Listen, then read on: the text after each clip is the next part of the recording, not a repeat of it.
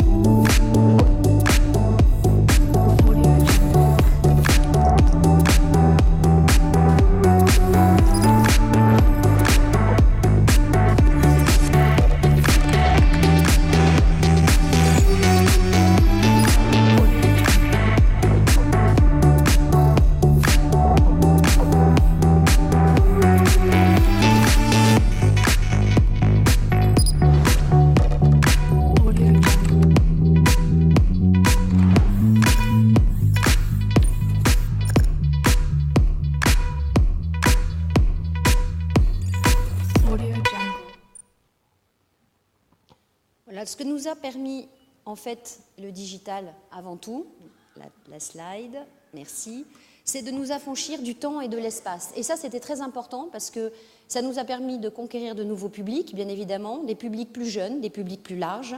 Ça nous a permis aussi d'offrir à nos consommateurs le choix et l'accès à l'information qu'ils souhaitaient, au moment où ils le souhaitaient et de la quantité qu'ils souhaitaient. Et ça, en fait, c'était pour nous la levée d'une formidable contrainte, parce que quand on est un groupe de presse, c'est nous qui décidons de l'information que nous donnons, mais nous ne savons pas, au fond, s'ils pourraient en consommer plus. Aujourd'hui, le champ des possibles est sans limite, et la consommation de la marque est perpétuelle, dans le temps et dans l'espace. Et ce qu'il y a de magique dans le groupe Figaro, c'est qu'en fait, nous sommes sur 5 territoires avec une seule marque, qui est devenue elle-même un label. Alors, ça nous oblige à deux choses. La première chose, c'est comment est-ce que nous arbitrons entre les contenus, quel contenu sur quel canal, c'est un vrai choix. Et puis la deuxième chose, c'est comment nous produisons, puisqu'on voit que nous devons produire de plus en plus.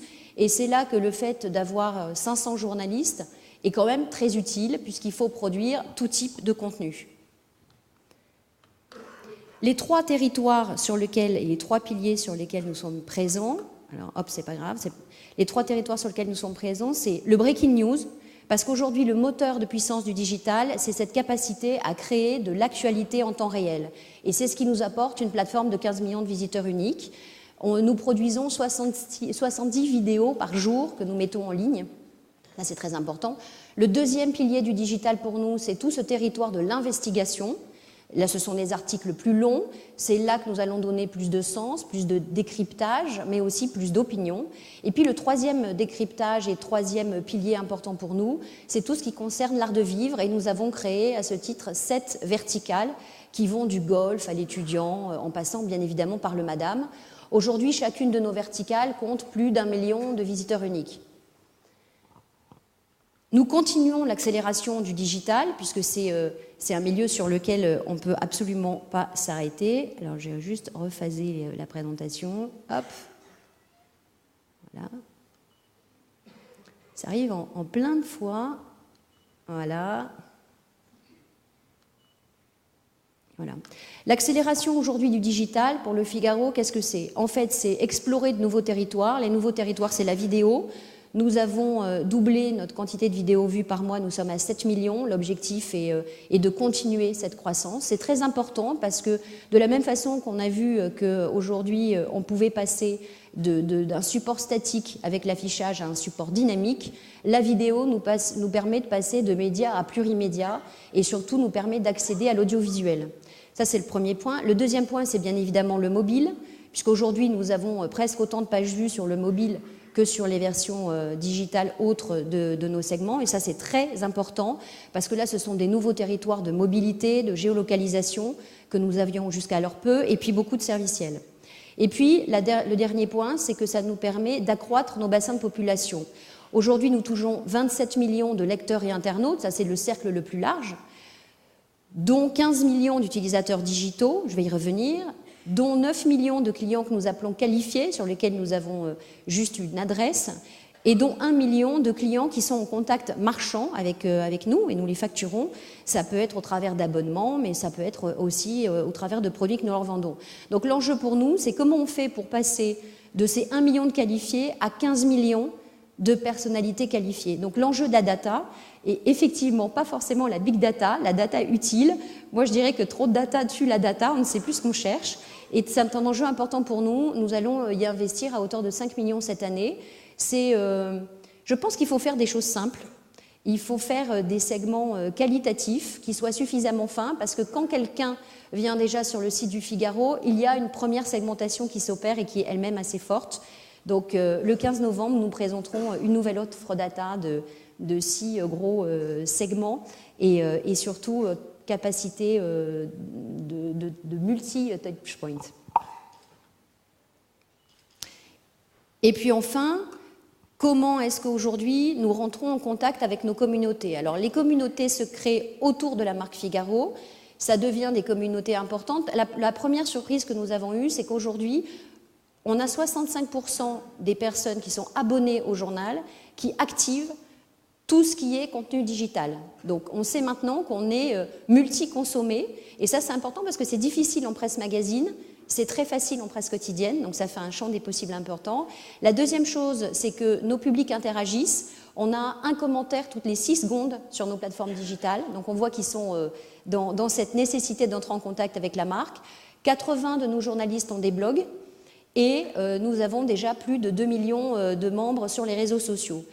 La question qui se pose est qu'en faisons-nous et que faisons-nous pour les faire interagir aussi entre eux et que nous ne soyons pas juste dans un rapport vertical et descendant, mais plutôt ascendant et horizontal.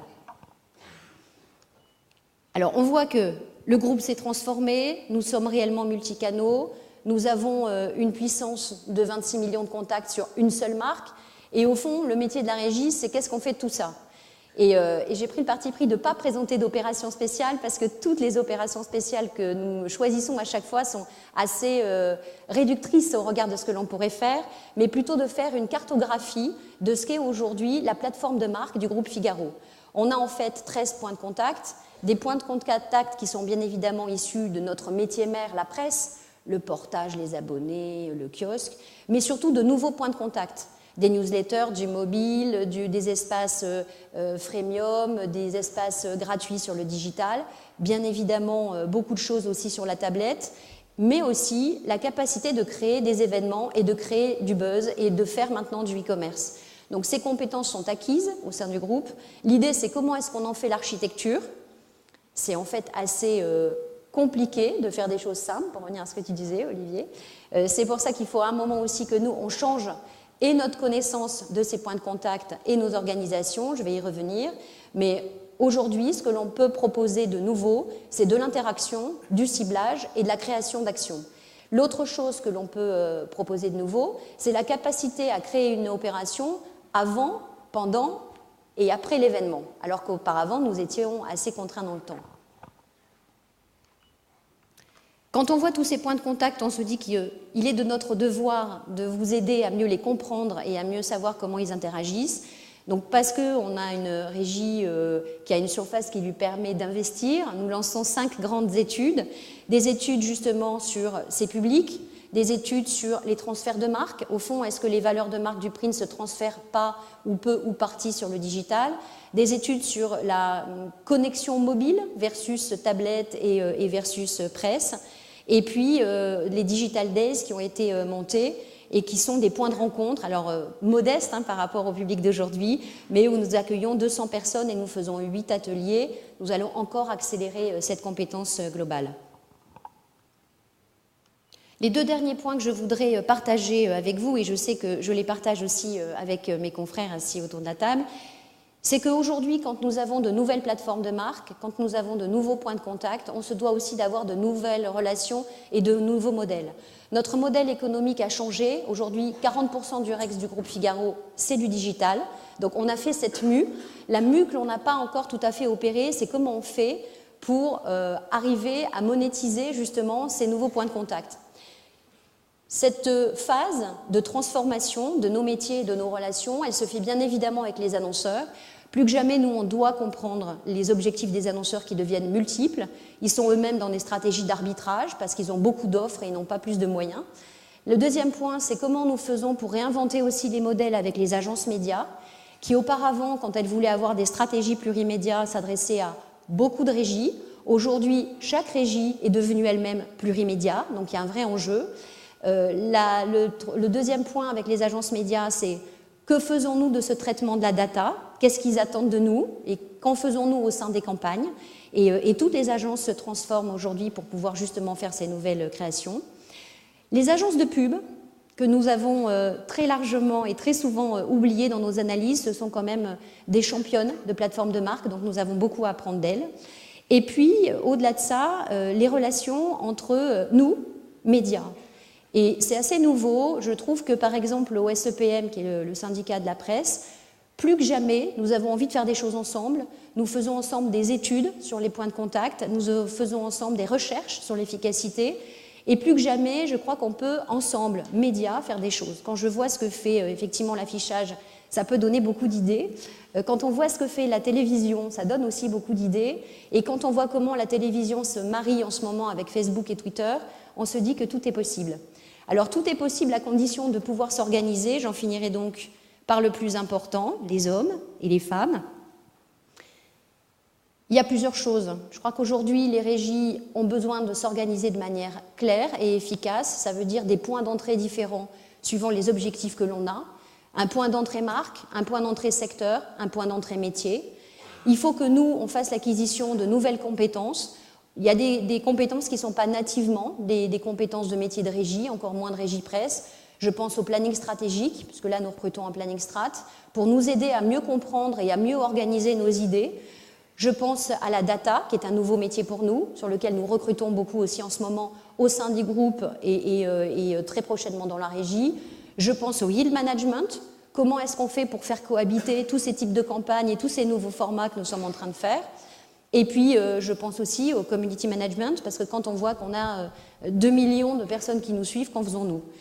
J'en ai fini. Je crois qu'aujourd'hui, Les sociétés ne peuvent plus fonctionner en silo, c'était pourtant quelque chose d'assez français au fond. Aujourd'hui, les organisations sont en réseau. Je crois beaucoup à un travail d'une équipe dirigeante qui anime l'ensemble, parce qu'il faut un mariage de compétences. Et j'aime bien dire aux managers qu'ils doivent avoir les pieds sur terre et la tête dans les étoiles. Merci. Merci Aurore.